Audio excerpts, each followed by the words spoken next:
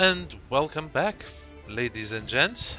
This is worbot from worbot Replays, and today we are watching me playing in a couple of scouts on Prokhorovka map. I want to teach you how to more or less passively scout on this map. So let's get the replay rolling. The first and the most important thing on this map is to get control of these bushes. If you are able to get there at the start of the map unspotted, it's absolutely awesome. And if you are not, you should take defensive positions somewhere over in these bushes, I guess. Here or here. Since active scouting for me usually over here is about 50% of survival, so I tend to risk a bit and go for these bushes since it just gives way more map control, as you can see. I've already spotted the whole bunch of the enemies who were expecting to snipe my teammates, and I'm already racking up some wonderfully awesome damage numbers. Well, not damage, but assistance damage numbers. So all you have to do is stand in this bush. So we are still watching this standing in the bush and enjoying the number changes. So we've already got over 3,000, closing in on 4,000. These guys are still lit, and I don't think we realize that they can't do anything, or maybe they do, and they just have absolutely zero chance of escaping, especially this panther. And my team is slowly moving up. So over 5,000. That are completely useless at the moment, since we have counter-scouted him pretty well. There's a defender incoming, and I believe I've spotted him as well. Let's see if anybody can shoot him, and if we will get some assistance. Yep. Well, not full numbers, but still partially mine. So let's refocus on the AMX. And now my teammates have moved up enough to be spotting for themselves. So I have the opportunity to shoot. And I wasn't even spotted, so my next move is move closer to the Tiger 2, I guess, and let's try to spot some more enemies. So use the bushes to sneak up on the enemies. And we find that STRB running away. Well, somebody hits him. Now we are looking at the Tiger 2, who's behind like several bushes, so we can shoot him without any penalties. And let's go forwards and pick another position for our assault. Well, I've still had one shell in my clip, so I've wasted it on Object 257. I wasn't even hoping to ban him, but still, you never know. Maybe it would. So I'm reloading. My reload is about 26 seconds or so. So I have time to move up. And I have reloaded. So let's take care of this Swedish TD. And there's an RT looking straight at us. But he's afraid to shoot, or he's reloading, so we finish this TRV. And now we can use this RT as cover from the enemies. And since it's so huge, it's so awesome to hide behind it and wait for me to reload. So the enemies are dying pretty rapidly now since we've got complete control of the map. I tried to shoot that heavy tank. I can't pen him sadly, but I noticed that there are a couple of less armored tanks, so I tried to focus on them. And I hit the LTTB. And I missed the last shot, so let's hide again and wait for the reload. And the heavy dies, and the only one is left LTTB. I have enough HP points to take that hit, so I just don't care and move around. So that's the first video of the day, and the second one will shortly follow. So this time we are playing the normal map with 2 bases, and we are in the Black Dog, which is not as sneaky as the previous tank you've watched. So basically we've got the same objective, to get control of the important bushes. And I've spawned on the wrong side of the base, so I'm way behind our first scout. So I probably won't be able to get into the bushes I need and I want unspotted. So I decide to take the defensive bush locations over here.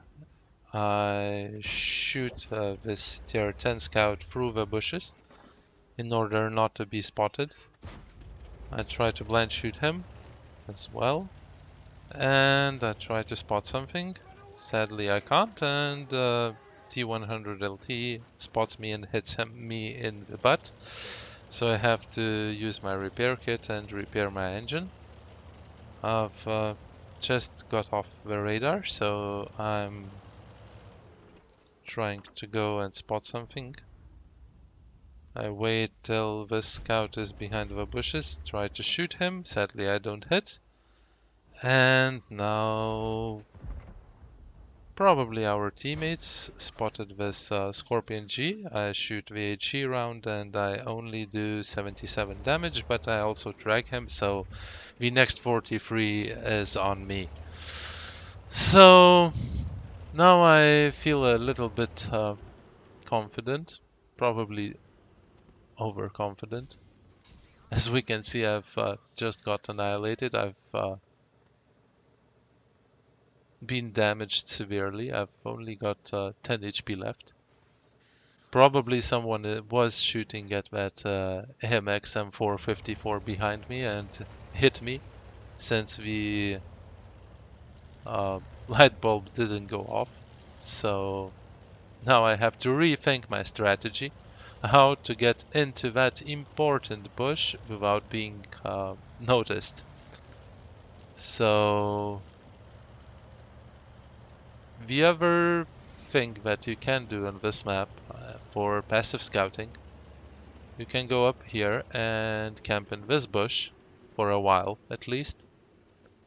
So I get my binos active and I wait. Wait in ambush. Maybe I will get some shots, or maybe I will see something that's not worth shooting, but worth highlighting. So let's wait for a bit and you'll see what's going to happen next.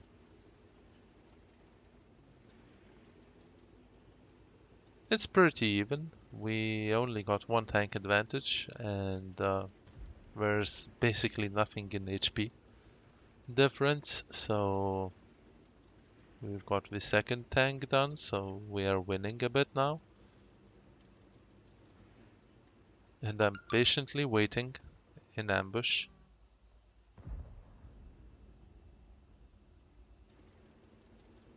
And that tier 10 scout appears, so let's give him a warm welcome. And he goes to the garage.